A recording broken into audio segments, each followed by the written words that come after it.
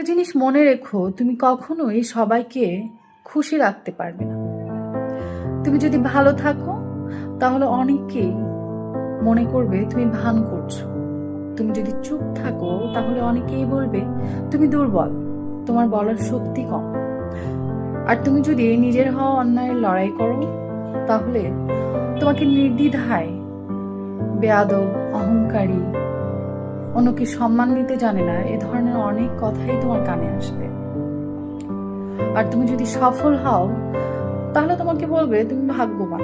কিন্তু এই সফলতার পেছনে তোমার যে অবদান, তোমার যে কৃতিত্ব, এটাকে অনায়াসে সবাই স্বীকার করতে চাইবে না।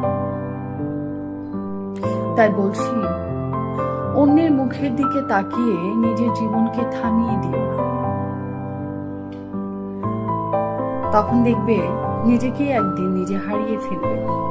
কিন্তু তোমার খারাপ সময়ে তুমি তাদেরকে পাবে না, পাশে থাকবে না তারা।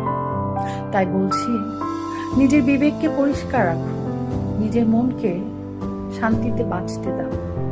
তুমি কখনোই অন্য আরেকজনের গল্পের নায়ক হতে পারবে না।